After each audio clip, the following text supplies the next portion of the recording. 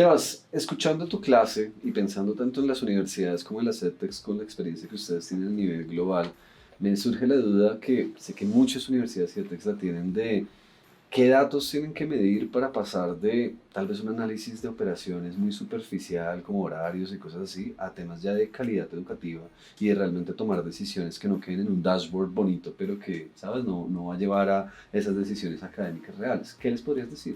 Yo les diría que los datos que necesitan dependen mucho del dolor en específico que van a atacar. Hay instituciones donde los horarios todavía sigue siendo relevante Claro. y donde no pueden hacer buenos horarios porque no tienen un buen levantamiento de cuáles son los salones que tienen, la capacidad, cuál es la ocupabilidad. Hay otras instituciones donde el dolor tiene que ver con la deserción de los estudiantes y por lo tanto necesitamos hacer el levantamiento de cuáles estudiantes están activos, cuáles desertan, por qué razones, hacer seguimiento. Entonces, no existe un set general de datos como esa bala de plata que nos permita decir esta institución, porque tiene estos datos, está en el siguiente nivel. Más bien, hay que definir cuáles son las prioridades para la institución y en función de eso, cuáles son los datos para los cuales tienen que hacer seguimiento. Claro. Pero algo que vemos muy comúnmente es que dentro de una misma institución no existen acuerdos de cómo vamos a mirar la institución y cómo miramos un dato en específico.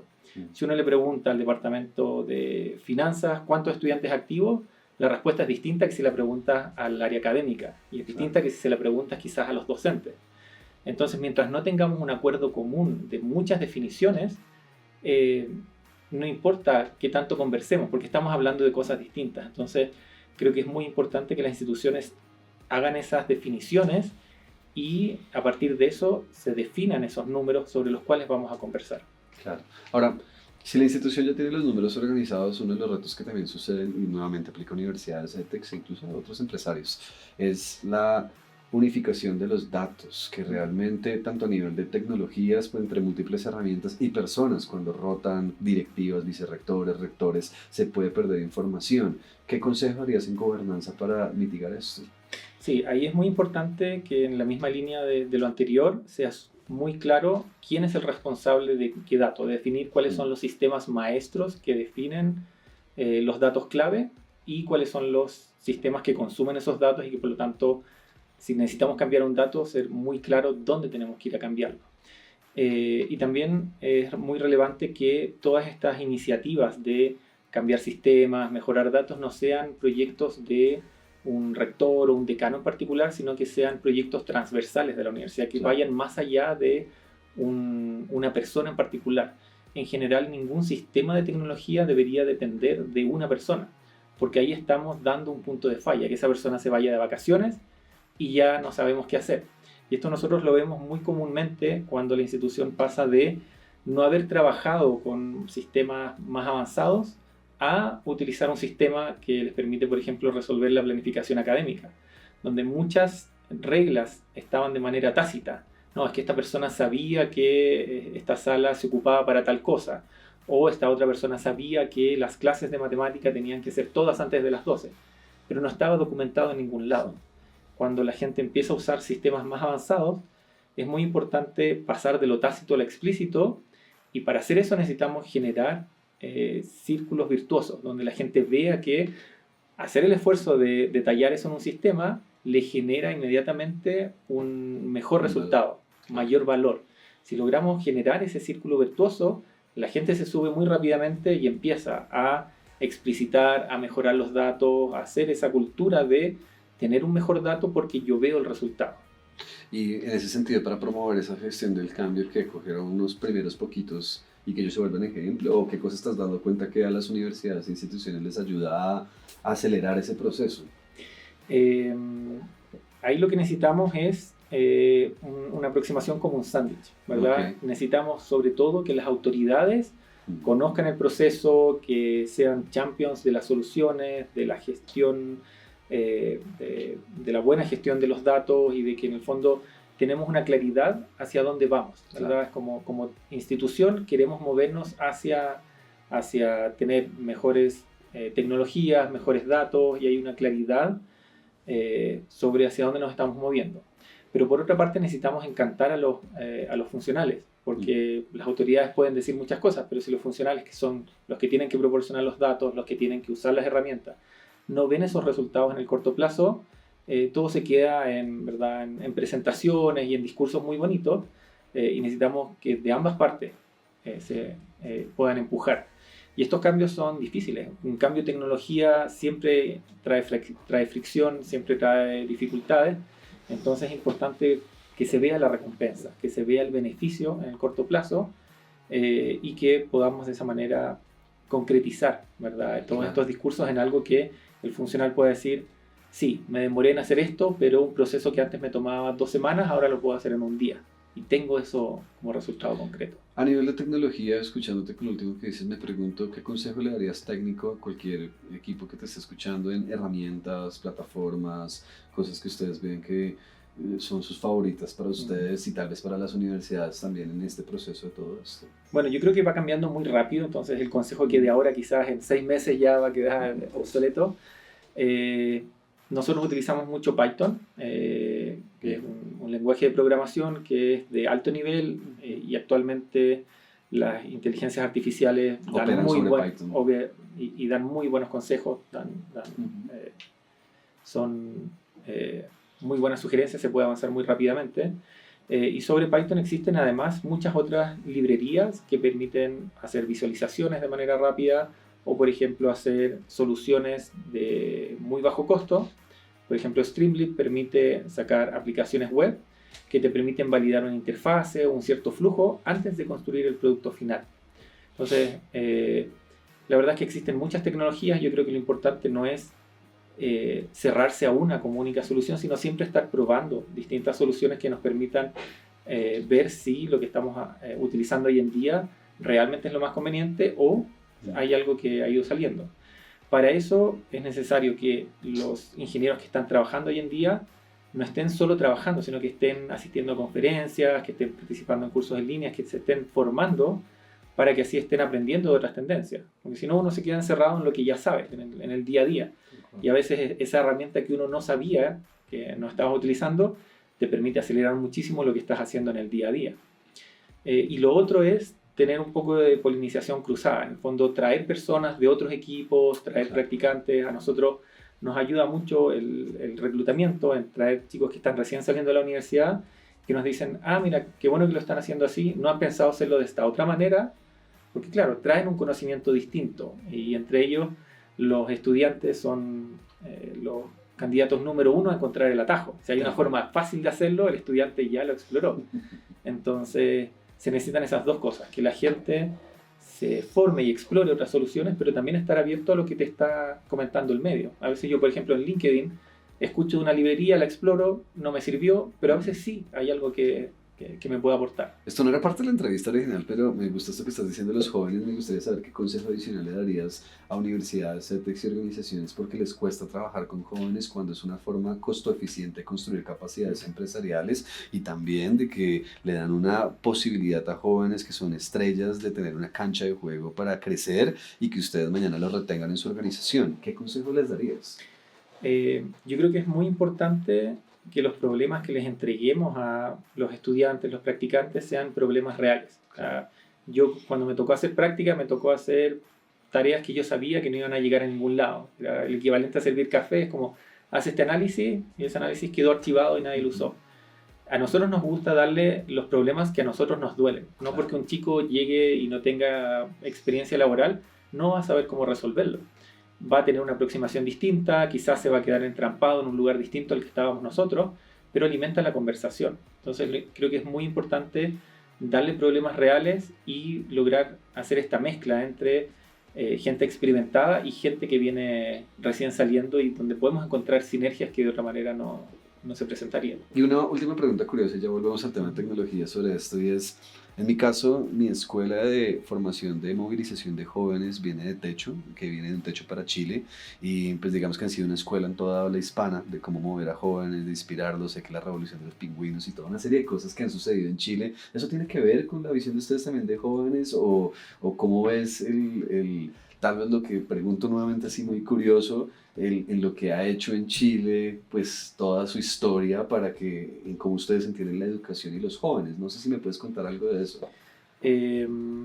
Sí, yo creo que es bien particular. Yo creo que en Chile tenemos esta como juventud bien empoderada, que quizás viene un poco contestatario a todos los regímenes militares que teníamos en el pasado. Sí. Y creo que tiene cosas buenas y cosas malas, pero el hecho de cuestionar la autoridad nunca es mala. Tenemos que obviamente respetar límites cívicos y saber canalizar eso, pero preguntarse: ¿lo que está haciendo mi jefe es la mejor manera de hacerlo? ¿Lo que me están diciendo que tengo que aprender es realmente lo que tengo que aprender? Es muy sano, porque vivimos en un mundo en el que hay muchas reglas que no cuestionamos y que eso hace que no podamos mejorar. Cuestionar no significa que vayamos a cambiar las cosas, significa que simplemente nos estamos preguntando si eso es realmente como nos están diciendo. Entonces, creo que tenemos esa oportunidad, incluso cuando llega un practicante nuevo. Yo siempre le digo: no porque lo estemos haciendo significa que está bien. Quiero que cuestiones si lo que estamos haciendo está bien, porque eso nos da la chance de que si hay algo que no está correcto, ese 1% que podríamos mejorar, sí lo podamos mejorar. Y no asumamos que porque llevamos haciéndolo 10 años, está correcto. ¿Hay alguna diferencia entre, para ti, y cómo percibes las universidades en habla hispana, en el mundo, como cosas que estás viendo en educación? Quizás uno de los grandes aprendizajes en UPlanner es que no hay dos universidades que sean iguales en términos de cultura, de organización, de los sistemas que usan, de los datos que almacenan, del perfil de los estudiantes, del sello institucional. De la propuesta de valor. De la propuesta de valor. Creo que es muy natural, pero también es muy enriquecedor. Entonces eso nos ayuda a entender que nosotros tenemos que llegar a una institución, proponerle nuestras soluciones, darle buenas prácticas, pero también tener esa capacidad para ajustarnos y mantener lo que hace esa universidad única, porque esa es la propuesta que le está entregando a los estudiantes. Y creo que esa diversidad la encuentro muy enriquecedora. Y es muy atractivo ir y sentarse a conversar con dos universidades en Colombia, y los términos que están usando para un mismo objeto, para hablar del programa de curso o del syllabus, son distintos. Entonces, uno tiene que tener mucha capacidad de adaptación, pero también lo hace muy enriquecedor. Yo encuentro muy entretenido eso de que podamos tener un mundo en el que tengamos instituciones educativas tan diferentes y no esté todo tan normalizado, que sean todas iguales. Sería muy aburrido. Sí, tal cual, eso es lo bonito de la transformación de la educación. Bueno, hay una pregunta de tecnología que la quiero leer porque el equipo no quiero embarrarla porque es muy precisa. Y dice: mira, cuando un modelo de inteligencia artificial predice riesgo de deserción o sugiere intervenciones, ¿cómo decides qué optimizar entre la retención, el bienestar, la equidad? ¿Cómo reduces sesgos? ¿Y qué tipo de explicación se le puede dar desde una lógica mínima aceptable para que un comité académico lo use sin una fe ciega en el algoritmo? O sea, que no es que ahora vamos a depender de la tecnología, sino la implementamos, mejoramos constantemente, analizamos y vamos mejorando el algoritmo. ¿Qué consejos les darías? Sí, yo creo que el elemento principal ahí, y que es un consejo que aplica al uso de cualquier tecnología, es que siempre tenemos que mantener a un humano en el loop. Igual que cuando uno le pregunta a ChatGPT o a Gemini una respuesta a una pregunta, uno puede llegar, copiarla y entregarla y pensar que porque la dio la inteligencia artificial está equivocada o está correcta. Uno tiene que juzgarla, tiene que evaluarla, tiene que rescatar los elementos de valor y utilizarla como corresponde. Conviene también hacer pruebas para que la inteligencia artificial se equivoque, para poder un poco distinguir cuándo se está equivocando muy frecuentemente y cuándo conviene, uno puede confiar un poco más. Ahora, en el contexto de por ejemplo, las soluciones de éxito estudiantil, pasa un poco lo mismo. Una solución que prediga una cierta un porcentaje de deserción a un estudiante es una propuesta, pero finalmente tiene que ser humano el que dice: mira, este estudiante tiene esta probabilidad de riesgo por estas razones, lo vamos a abordar de tal manera, o este estudiante me dice que no va a desertar, pero yo lo he visto en clases, está desanimado, hay ciertas características que el algoritmo no está considerando, entonces lo voy a abordar igual. Lo importante es que entendamos que es una herramienta de la cual nos apoyamos, pero finalmente la decisión tiene que pasar por un humano. Y algo también importante es que cada tecnología o cada problema puede tener distintos grados de solución y grados de automatización. No existe una única solución.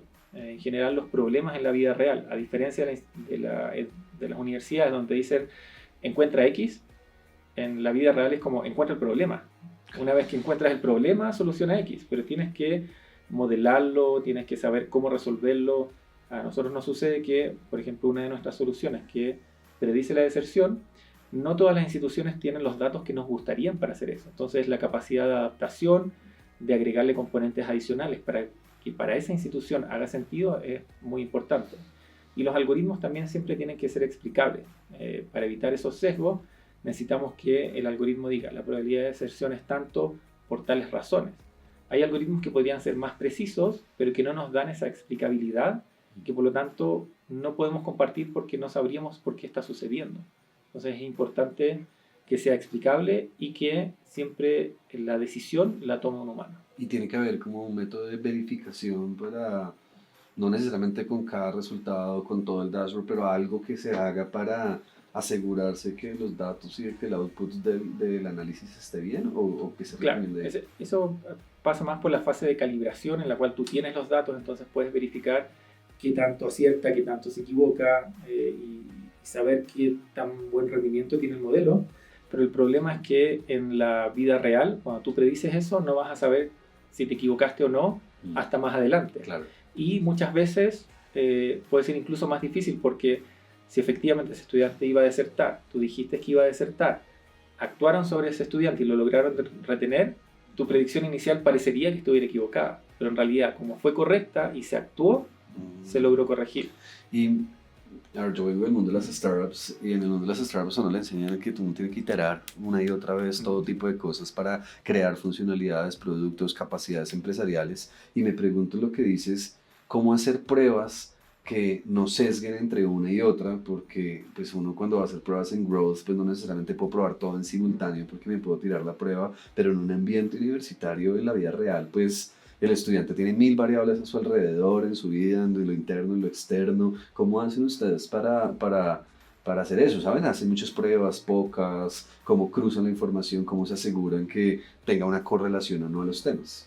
Sí, en general lo que se hace en esa situación es un procedimiento bastante estándar, que es probar con datos históricos, no probar con algo en caliente, ¿verdad?, que esté sucediendo ahora porque teníamos poca controlabilidad del sistema. Entonces lo que hacemos es, en un semestre que ya cerró, para los datos que teníamos en ese momento, probar distintos modelos y ver cuál es el que aplica mejor para esa situación en particular. Y podemos contrastar distintos modelos, podemos incluir más historia, menos historia, incluir una variable o sacarla y ver qué es lo que funciona mejor. Pero tiene que ser en conjunto de datos cerrados. Hay un tema muy importante, es la calidad de los datos. Porque finalmente todos estos algoritmos se calculan con los datos de la institución. Como ya habíamos comentado, las instituciones son tan distintas unas de otras que no hay un modelo que nosotros podamos tomar de una institución conocida y llevarla a otra institución y pensar que eso va a funcionar. Porque la forma, las notas, cómo las miden, la asistencia, el perfil del estudiante, todo es tan distinto que no podemos portar soluciones de un lado a otro. Pero si en la solución, o sea, en la institución donde queremos hacer esa predicción, tienen poca historia de datos o tienen muchos gaps en la información, obviamente el modelo que se puede crear no es el mejor. Y ahí uno tiene que hacer un poco el balance entre modelos de Machine Learning o quizás tener algo más heurístico que quizás no es tan inteligente, pero es mucho más práctico. Y ahí viene un poco esa iteración que tú mencionabas. Wow. Pues querido Sebas, es un placer haberte tenido acá. Gracias por todo lo que nos enseñaste y por la generosidad de conocimientos. Para todos los que ya saben, UPlanner, pueden buscar la información por si quieren contactarse con ellos. Muchas gracias.